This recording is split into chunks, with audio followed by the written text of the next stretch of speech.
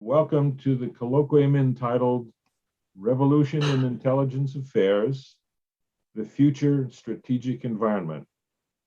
My name is Joe Czika. I am a staff member of the Intelligence Community Studies Board of the National Academies of Sciences, Engineering, and Medicine. This is the 15th colloquium in the partnership of the National Academies with the Office of the Director of National Intelligence. You will notice that this is the third of a series of colloquia on the revolution in intelligence affairs. I refer you to the ICSB website for information on the prior two colloquia and to access the videos of those presentations. Before introducing the representatives from the sponsoring organizations, I want to make a few administrative announcements. This is an unclassified meeting. This colloquium is being held as a virtual colloquium. As is our custom, this colloquium is being video recorded and the recordings will be available in the near future. Check the ICSB website for notice of their availability. Please note at the bottom of your screen or somewhere on your screen is a feature that allows you to ask questions for our panel, both during the three individual panels and the grand panel at the end of the program. In those questions, please identify yourself and clearly state your question and whether it should be directed at any specific speaker or the entire panel. You can submit those questions anytime during the colloquium. Also available to you is the colloquium program or agenda, complete with speaker biographical information. Lastly, I would like to thank Dr. Anthony Vinci for his invaluable support for this series of colloquia. To extend a welcome from the Office of the Director of National Intelligence is Mr. Dan Flynn. He's the director of the net assessments in the ODNI. In this position, he's responsible for developing forecasts and comparative assessments to identify emerging intelligence challenges and opportunities for U.S. intelligence capabilities. Prior to his current assignment, Mr. Flynn was the director of the Global Security Program for the National Intelligence Council's Strategic Futures Group. Prior to joining the NIC, Mr. Flynn served as the chairman of CIA's Senior Analytic Service. Mr. Flynn is a distinguished graduate of the National War College, where he earned a master's degree in national security strategy. He also earned a BS degree in aerospace engineering from Boston University. Dan, thank you for your introduction and welcome. Thank you, Joe, for that kind introduction.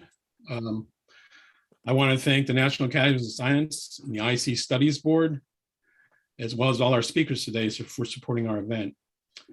To give everybody a little more context of why we're here, as Joe said, I'm from the Office of the Director of National Intelligence, specifically the Policy and Capabilities Directorate. And it's the responsibility of our directorate to articulate a path forward for the intelligence community. And we do this also by investing in strategic bets to address enduring challenges as well as potential opportunities for the IC looking forward, what they need to prepare for in the future.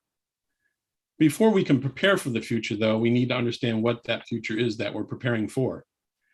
And that's the job of my team and IC Net Assessments to think about the future intelligence environment 10 to 20 years from now and identify those emerging challenges and opportunities for the IC to inform our senior leadership so they can make better decisions about what are the resources and investments we need to make as a community to be prepared for that future. Our role is similar to the Pentagon's Office in that assessment that many of you may be familiar with, that was set up by the late Andy Marshall back in the 1970s. They looked at the future security environment to inform the senior DoD leadership on the changes that were occurring that the DoD needed to prepare for. Part of that work they looked at the so-called revolution in military affairs, which looked at, was it possible to have technological innovation, organizational adaptation, and doctrinal concept improvements to create revolutionary changes in military capabilities. Many now are suggesting that there is on the verge of a revolution in intelligence affairs, and so hence the purpose of this colloquium. And as Joe mentioned, we've had a series of these. This is the third in the series. Our first was last April, when we talked about technology drivers that might shape a revolution in intelligence affairs, things like artificial intelligence and machine learning, and the explosion of information that we'll be seeing from the Internet of Things and how that's going to change the conduct of intelligence. Our second colloquium was in late June, which we talked about organizational implications of a revolutionary intelligence affairs and how the IC might have to react to that. Today's colloquium is looking at drivers in the strategic environment and how that may shape the future as well as shape intelligence. And the panels today will also discuss, kind of looking back over the series, what are the key implications for the intelligence community going forward. Now, many of you may be wondering why we're going outside the community to have these conversations. Well, history has shown that many organizations, often when they look within themselves, fail to see the revolutionary changes that are occurring on the outside. And so it's important that we speak with some people who have been thinking deeply about a lot of these issues. And luckily for us, we have a great series of panels of experts, many of whom I've had the privilege to work for or work with during my career.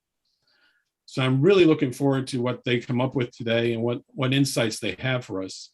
And I look forward to working with them again and engaging on this topic some more in the future. So with that, my thanks to everyone, and I'll hand it back to Joe. Thank you. Thank you, Dan. Now to extend a welcome from the National Academies of Science, Engineering, and Medicine is Dr. Scott Weidman.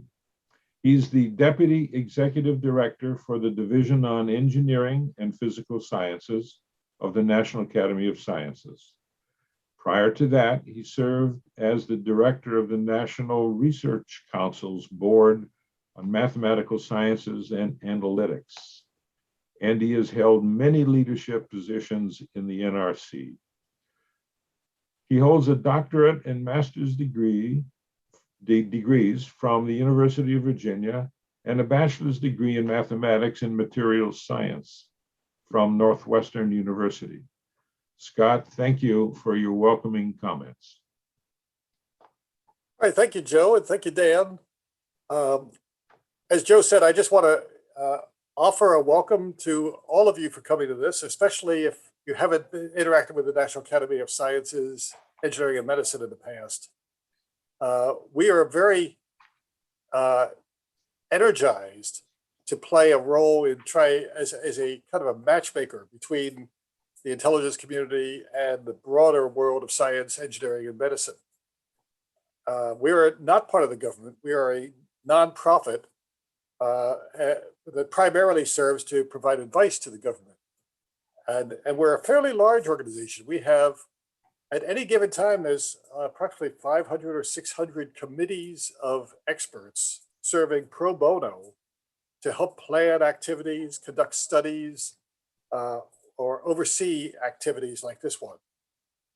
And we collectively put out about 200 reports a year. Most of those are in the public domain. Some fraction is classified and more limited. So we cover a wide range of topics. And one of our, the main reason that this activity of our Intelligence Community Studies Board, which is the parent organization for this forum today, was set up to establish that connection between the IC and the broader science and technology communities. So we're very interested in doing what we can to help. We're very sensitive to the fact that, as Dan said, a lot of this could be done within the community itself in a more closed session. But there is a lot of benefit to reaching further, trying to see over the horizon, trying to understand different perspectives that can maybe forestall surprise. So that's all I wanted to say. Welcome very much to all of you. We look forward to today's event, and we look forward to a long connection between our communities. Thank you. Thank you, Scott.